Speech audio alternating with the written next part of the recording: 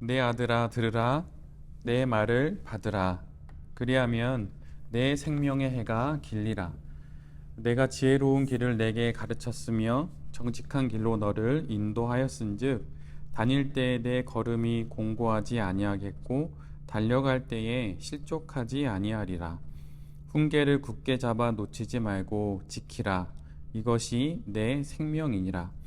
사악한 자의 길에 들어가지 말며 악인의 길로 다니지 말지어다. 그의 길을 피하고 지나가지 말며 돌이켜 떠나갈지어다. 그들은 악을 행하지 못하면 자지 못하며 사람을 넘어뜨리지 못하면 잠이 오지 아니하며 불의의 떡을 먹으며 강포의 술을 마심니라. 의인의 길은 돋는 햇살 같아서 크게 빛나 한낮의 광명에 이르거니와 악인의 길은 어둠 같아서 그가 걸려 넘어져도 그것이 무엇인지 깨닫지 못하느니라. 아멘. 오늘은 잠언 4장의 말씀을 가지고 뿌리로부터 다시 시작하는 사업, 뿌리로부터 다시 시작하는 사업이라고 하는 제목으로 함께 하나님 말씀을 나누도록 하겠습니다. 여러분 혹시 그 부모가 되신다면, 또 지금 부모신 분도 계신데, 부모가 되어 자녀에게 줄 수 있는 최고의 선물이 있다면 여러분 무엇을 자녀에게 주시겠어요? 사실은 목회자는 죽음을 매우 가까이 하는 직업입니다. 사실 저는 그게 저에게 매우 유익해요. 그러니까 달리 말하면 매우 좋다는 표현보다는 매우 감사하다는 생각을 많이 하게 됩니다. 예전에 잠깐 말씀드렸지만 나이가 연로하신 분의 장례를 치를 때도 있지만 아주 어린 아이의 장례를 치를 때도 있거든요. 그러니까 1년 3개월 된 아이, 6개월 동안 투병하다가 1년 3개월 만에 죽은 아이의 장례를 치르거나 아니면 스스로 목숨을 끊으신 분의 장례를 치러야 할 때도 있어요. 근데 장례식장에 가보면 다 달라요. 특별히 믿는 분과 믿지 않는 분의 장례는 정말 다릅니다. 가보면 어느 분에게는 그 생의 마지막 그 순간이 영원에 이르게 되는 문이 되는 반면에 또 어느 분들에게는 그게 완전한 끝이 되는 것을 그 자리에서 보게 돼요.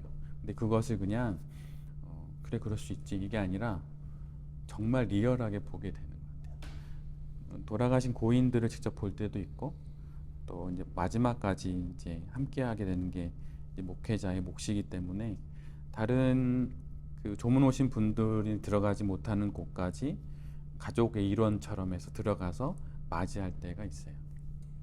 예전에는 한번 북한 아이를 가르치다가 북한 아이의 언니가 죽은 적이 있어요.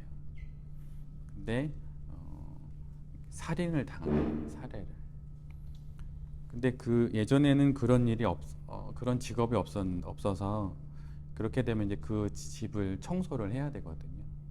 근데 지금은 이제 그런 하드웍스인가요? 그 작가가 쓴 그 책처럼 그런 일을 해야 하는데 그땐 그게 없었어요. 그래서 저랑 그 아이 그 여학생이었는데 여학생의 같은 반의 남자아이들이랑 같이 그 근처에 있는 슈퍼에 가서 고무장갑이랑 이제 슬리퍼랑 대형 쓰레기 봉투랑 그런 거 다 사가지고 가서 그 피해 흔적이 가득한 그 아파트 모든 곳을 다 닦아냈어요. 그런데 그 안타깝게도 그 자리에 그 아기가 하나 있었어요. 아기가 그 집안에 아기가. 근데 이제 그 엄마가 이제 남편은 없었는데 그 엄마가 이제 만나고 있던 남자에 의해서 그런 일을 당한 거였거든요. 근데 아이가 그 일을 본 거예요. 근데 저는 딱 그 집에 갔을 때 애들이 이제 제 뒤에 있고 제가 먼저 들어가야 되니까 문을 열고 딱 들어갔는데 벽면에 이제 손자국이 있는 거예요. 근데 그 제가 딱 문을 열었을 때 이제 그 임대주택에 좀 어려운 분들 사시는데 그런데 보통 이제 사시는데 손잡이에 이제 이렇게 그 어머니의 마지막 이제 붉은색 자국이 있고 옆에 쭉 있었어요. 근데 그것을 나중에 그때 옆에 아이가 있었다는 걸 보면서 제 마음에 이런 생각이 든 거예요. 이 엄마는 정말 살고 싶었을 텐데 이 아이 때문에 근데 이제 그러지 못했던 거죠.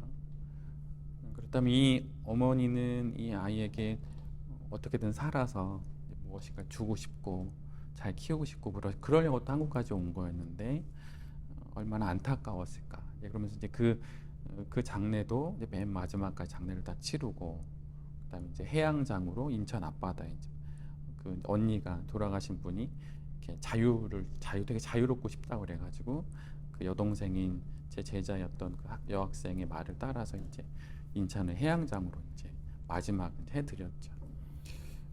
죽음은 실은 상상 속의 일이 결코 아니고요. 함부로 말할 수도 없어요.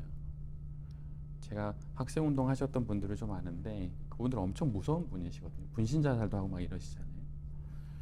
근데 어느 분이 저한테 와서 술 드시고 술 기운에 저한테 얘기했던 일이 있어요. 난 다 용감한 줄 알았다. 죽음도 별거 아니라고 생각했다. 근데 그분이 학교에서 나오다가 잡혔어요. 전경들한테. 그러고 나서 닭장차에 실렸고 경찰서에 끌려갔어요. 그 안에서 벌어지는 일들이 있잖아요. 군홧발로 머리부터 발끝까지 이제 청년이죠. 대학생이니까. 진이김을 당한 거예요. 근데 거기서 끝난 게 아니라 거기서 그분이 너무 무서워서 공포에 휩싸여서 거기서 이제 소변을 지리는 거예요. 그리고 나와서 그분이 한참 지나서 장성한 사람인데 저한테 와서 얘기한 거였는데 그때 너무 수치스러웠다는 거예요. 근데 수치스러운 걸 넘어서 너무 무서웠다는 거예요. 너무 그 공포의 끝이 죽음인지 뭔지 모르죠. 근데 그 공포가 너무 무서웠다는 거예요. 제가 그때 그분의 얘기를 듣고 이런 생각이 들었어요. 내가 경험하지 못한 그 무엇에 대해서 함부로 말할 수 있는 사람은 아무도 없다. 그래서는 안 된다. 근데 여러분 만약에 여러분에게도 언젠가 그런 마지막 날이 있을 수 있잖아요. 마지막으로 자녀에게 단 하나의 선물만 줄 수 있다면 여러분 무엇을 주시겠어요? 근데 대부분 이런 질문을 받게 되면 저도 그렇고 아마도 그것은 보이는 것이 아니라 보이지 않는 것일 거예요. 참으로 이상하게도 가장 중요한 것은 늘 보이지 않는 것입니다. 우리는 보이는 것에 목을 매고 그러지만 실은 참으로 이상하게 가장 마지막 순간에 가장 중요한 것을 우리는 주게 될 텐데 그건 보이지 않는 거예요. 이 땅의 모든 생명들에게 가장 필요한 공기는 보이지 않는 거죠. 만약에 보이는 거라면 돈 많은 재벌들이 다 사갔을 거예요. 그리고 이렇게 팔았겠죠. 이 땅의 모든 생명들이 마시는 물도 색깔이 없는 투명입니다. 그리고 이 땅의 모든 생명들이 서로의 뜻과 마음을 주고받는 말도 보이지 않는 거예요. 신앙의 역할이란, 종교의 역할이란 고상한 사람이 되는 게 전혀 아니에요. 정말 아니에요. 가장 사람다운 사람이 되는 거예요. 그리고 이건 달리 얘기하면 보이지 않는 것들이 우리의 삶의 근본임을 아는 것이죠. 그리고 종교가 그것을 알게 해주는 것이 그 역할이에요. 오늘 잠언의 아버지는 자녀들에게 그 소중한 것으로 지혜를 전해줍니다. 그리고 그 지혜란 하나님을 아는 지식이라고 말해요. 아버지는 자녀들에게 자신이 전하는 말을 잘 들으라고 이야기합니다. 먼저 들으라고 말해요. 내 귀로 듣는 것이 내 안에 들어오게 되어 있어요. 헤비메탈 그런 음악 들으면 그게 들어와요. 제가 예전에 같이 있었던 형님이 마약을 했던 형님이 있었어요. 근데 그 형이 자기가 마약했을 때의 경험을 이렇게 얘기해 줬어요. 어느 날 하루 마약을 하고 샤워를 하는데 샤워기에서 나오는 물방울이 이만해 보인다는 거예요. 그게 자꾸 자기를 막 때리더래요. 그분이 예술을 하는 분이었는데 마약을 하니 그게 그렇게 보이는 거예요. 내가 가까이 하는 것이 곧 나예요. 듣는 게 곧 나입니다. 그러기에 오늘 아버지는 자녀들에게 자신이 전하는 말을 들으라는 얘기를 먼저 해요. 그리고 그 말을 받으라고 말합니다. 들어야 받을 수 있는 거예요. 여러분은 요즘에 어떤 걸 들으시나요? 나를 살리는 말을, 나를 새롭게 하는 그것을 들어야 하고 그것을 받아야 하는 거예요. 오늘 아버지는 보이지 않는 말을 받으라고 말합니다. 여기서 받는다는 것은 무슨 의미일까요? 여러분 혹시 뭐 큰 포부를 가져 뭐 이런 말이 있잖아요. 근데 그 포부라는 그 한자를 보면 보통 우리 포부는 앞날에 대한 생각이나 기대, 또 원대한 꿈 이런 걸 이야기하죠. 그러나 그 포부의 한자는 아늘포에 짊어질 부예요. 너무 이상하지 않나요? 포부는 원대하고 지금 내게 없는 것을 앞으로 보고 달려가서 깃발을 뽑듯 잡아야 할 것 같은데 그 한자는 아늘포에 짊어질 부예요. 즉 미래에 대한 포부란 내 앞 저 멀리에 있는 그러나 언젠가는 성취하여서 꼭 붙잡게 될 저 언덕 너머의 그 무엇이 아니라는 거예요. 포부란 지금 내가 안고 있는 것이 곧 나의 포부고 지금 내가 짊어지고 있는 것이 곧 포부라고 하는 것이죠. 아버지는 그 안고 그 짊어져야 할 것으로 또 받아들여야 할 것으로 하나님을 아는 지식을 자녀들에게 부탁하는 겁니다. 그걸 안아야 한다. 그것을 짊어져야 한다. 그것이 이 인생에 있어서 너에게 가장 중요한 것이고 그것이 죽음을 넘어가는 지혜다라고 말하고 있는 거죠. 그것으로 오늘 아버지가 말하는 것은 하나님을 아는 지식이에요. 그 보이지 않는 지식은 지혜로운 길을 걷게 하고 정직한 길을 선택하게 합니다. 여러분 다짐으로 정직할 수 있다고 생각하시나요? 그런 거 없어요. 없습니다. 저는 북한 일을 하면서 사람들이 변하는 걸 많이 봤어요. 정의로운 사람 막 엄청 정의로워요. 북한 일을 하기 위해서 오는 사람이 한 세 종류가 있어요. 하나는 엄청난 정의감으로 옵니다. 이 남북의 통일을 위해서 막 그리스도의 복음을 위해서 막 와요. 근데 그분들 오면 한 1, 2년 뒤쯤이면 다 비판하고 나가요. 저건 그리스도의 복음이 아니다. 저건 정의가 아니다. 이러면서 나가요. 그리고 또 두 번째 오시는 분들은 눈물이 엄청 많은 분. 보면 애달퍼. 어떻게 도와줘야 돼. 막 얘 안아줘야 돼. 막 이렇게. 근데 그분들은 그러다 사고를 치세요. 근데 누가 끝까지 남아있느냐? 속 울음을 울고 마음으로 깊이 우는 눈물이 있는 분. 그런데 단호한 분. 그런 분이 끝까지 남아있어요. 20년이 다 돼가는 여명학교의 일들을 보면서 끝까지 남아있는 분들은 다 그런 분들이에요. 정직하는 건 내 의로 되지 않아요.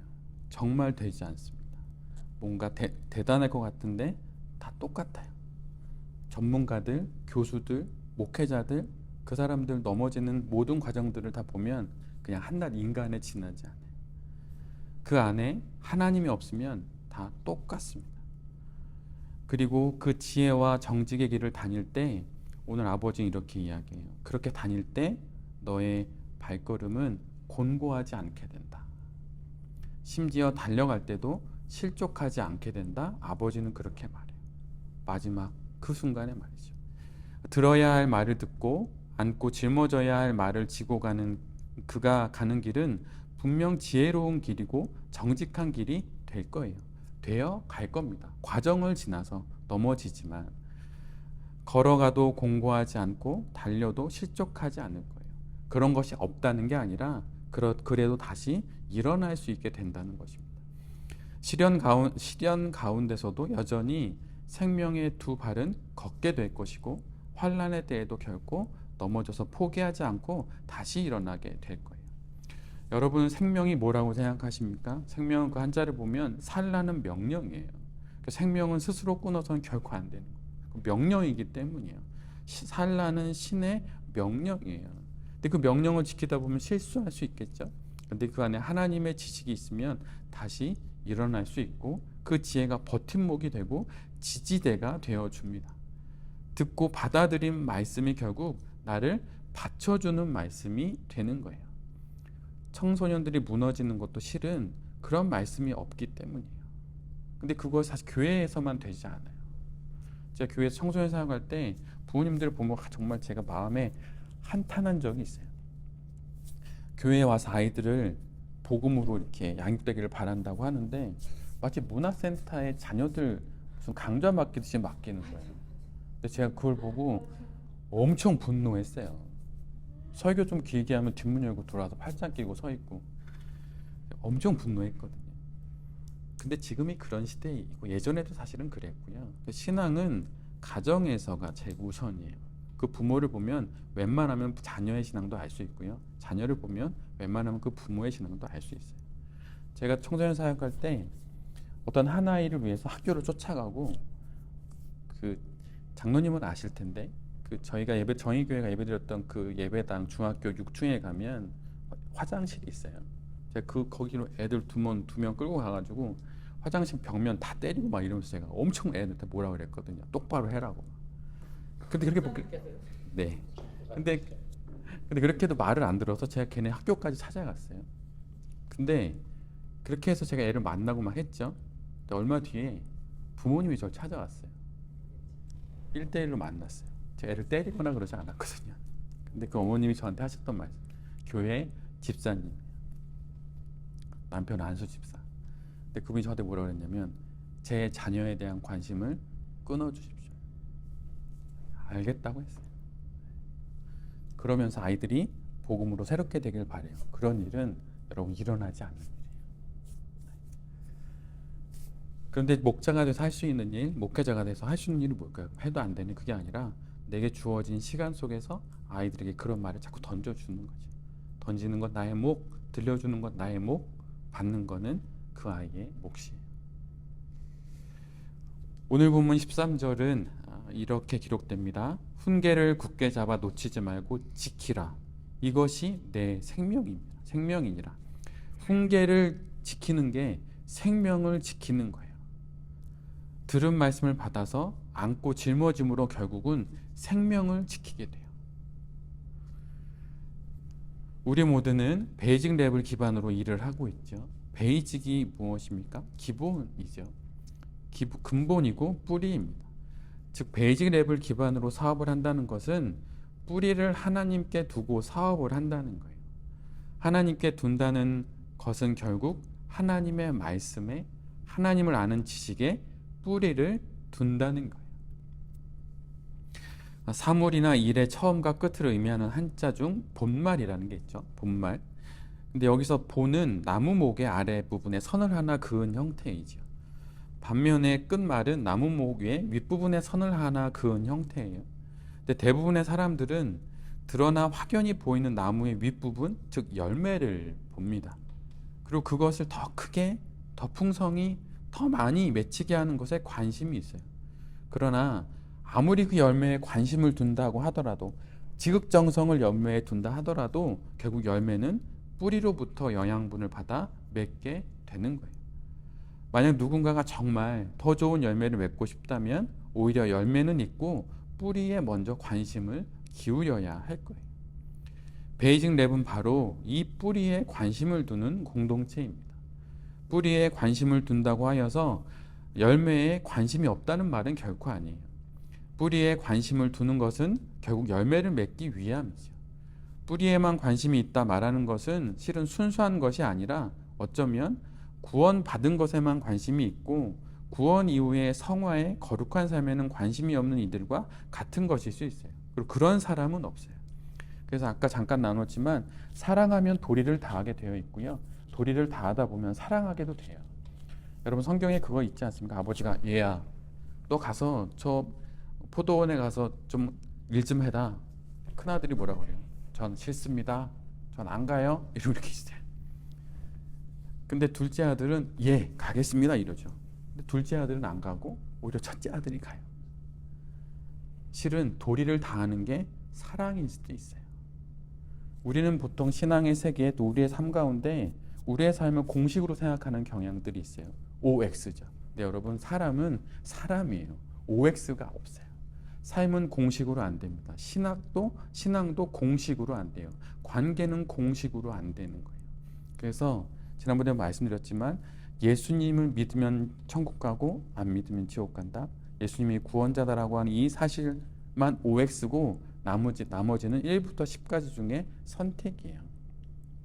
도리를 다하는 것, 그게 만약 8이라면 나머지 이는 사랑일 수 있어요. 자꾸 그거를 여러분 이렇게 구분하려고 하지 마십시오. 그럼 괜한 혼란에 빠져요. 그 큰아들처럼 못 가겠는데요. 저 싫은데요. 근데 돌아보니 도리를 다 해야지. 돌아보니 아버지가 보기엔 사랑으로 느낄 수 있거든요. 그러기에 신앙이라고 하는 것은 마치 그림과 같아요. 이게 딱 야 직선이 아니다. 너 이거 틀렸다. 근데 거기다 막 덧칠을 하니까 아름다운 수평선이 될 수도 있는 거죠. 그런 이렇게 좀 이렇게 넓은 시선, 여유로운 시선을 갖는 것이 신앙이 우리 안에 자리매김하는 거예요. 하나님께 뿌리를 두고 사업을 한다는 것도 이러한 넓은 안목, 좀 유연한 안목을 가지면서 일을 하고 하는 것입니다. 늘 언제나 시작은 뿌리에 있어요. 예전에 차 운전을 하며 지나가다가 아직 꽃이 필 계절이 아닌데 꽃이 피어있는 나무를 봤는데 나무가 한 그루가 아니라 한 20그루가 쭉 찻길 옆에 쫙 있는 거예요. 근데 벚꽃이었거든요. 그래서 좀 일찍 왔나 생각에 이쁘다 이러면서 쭉 지나갔어요. 근데 그렇게 이제 가서 일을 보고 돌아오는데 어둑어둑한 밤이었거든요. 근데 멀리서도 그 벚꽃이 환하게 잘 보이는 거예요. 저건 뭐냐? 근데 사실 자세히 가서 보니까 그거는 가짜 벚꽃이었어요. 그리고 심지어 그 꽃을 조명기구로 만들어가지고 저 멀리서도 환하게 보이는 거예요. 근데 그걸 보면서 이런 거구나 이렇게 생각을 했죠. 그런데 꽃이나 열매들을 꾸미는 것은 많은 사람들이 정말 관심을 두는데 많은 사람들은 뿌리에 관심을 두지 않아요. 왜 그럴까요? 뿌리는 보이지 않기 때문이에요. 또한 모든 이들의 관심사는 뿌리가 아니라 꽃이고 열매이기 때문이죠.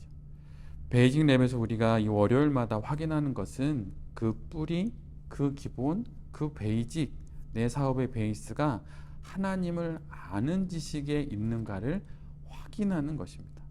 그럴 때 화려한 열매에 현혹되지 않고 또한 열매가 아직은 없다고 낙심하지 않게 되는 것이죠. 그러면서 다시 사업을 할 수 있게 되는 거예요.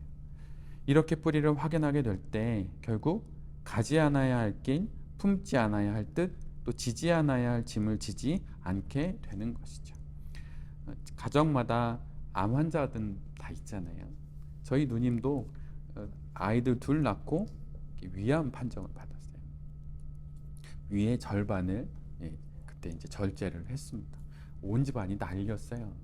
그 누나가 죽으면 얘네 둘 어떡하나 이 생각부터 해서 5만 가지 생각으로 막 어머니가 그때 그 일을 겪으면서 한참 늙으셨죠. 그런 어려운 일이 누구에게나 있어요. 목사에게도 있고 다 있습니다. 신부에게도 있고 다 있어요. 근데 그런 어려움이 있을 때 그것을 어떻게 아무런 일도 아닌 것처럼 지나갈 수 있겠어요? 잘 품어내서 지나가는 거죠. 근데 그럴 때 우리 안에 내가 먼저 품은 하나님을 아는 지식이 있다면 힘들지만 또 쉽지 않지만 그 시간도 잘 지나갈 수 있게 되는 것이죠. 그리스도인에게 있어서 거룩이란 완벽한 사람이 되는 것이 결코 아니에요. 좀 더 구별되고 또 구별된 것으로 인생을 살아가는 것이죠. 완벽, 완전 무결, 백발백중, 정답 이것은 애초에 우리의 것이 아닙니다. 그런데 완벽을 기하다 결국 거룩이 발목을 잡히는 거죠. 괜찮아, 괜찮아, 난 괜찮아 이렇게 말하는 건 결코 아니에요. 거룩이란 내 안에 불편하게 다가온 사건과 사건들을 거부할 수 없으니 그걸 받아들여서 내 삶을 조금 더 잘 하나님 보시기에 괜찮고 나도 좀 더 나은 사람이 되기 위해서 그런 쪽으로 변화되어 가며 살아가는 것이죠. 그러기에 좀 거북한 사건 앞에 실수할 수도 있어요. 울 수도 있어요. 괜찮아요. 거룩을 향한 길에 맞이할 수 있는 실수로 인정하면 되는 것입니다. 완벽의 다른 말이 무엇일까요? 그것은 끝없는 변화일 수 있어요. 몇 번이고 변하고 또 변하다 보면 완벽에 조금 더 가까울 수 있겠죠. 이 땅에서 이룰 수는 없지만 말입니다. 수많은 변화의 결과로 결국 우리가 도달하는 곳이 우리의 성숙이고 성장일 수 있는 것이죠. 어쩌면 구원받은 성도에게 가장 필요한 질문은 왜 내게 이런 일이 왔지? 왜 우리 집에 이런 일이 왔지? 이런 게 아니라 어떻게? 라는 질문일 수 있어요. 그래서 의문의 질문이 아니라 해결의 질문인 어떻게를 풀까? 이런 질문이 우리에게 있다면 내 삶에 다가온 여러 가지 시련들을 통해서 생명을 까먹는 것이 아니라 살라는 명령인 그 생명을 잘 살아낼 수 있으리라 생각이 듭니다.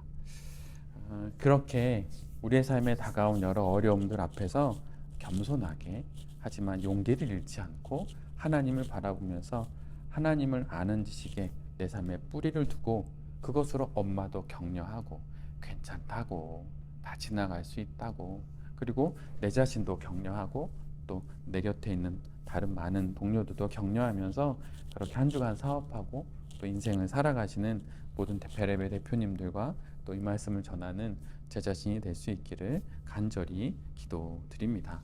아멘.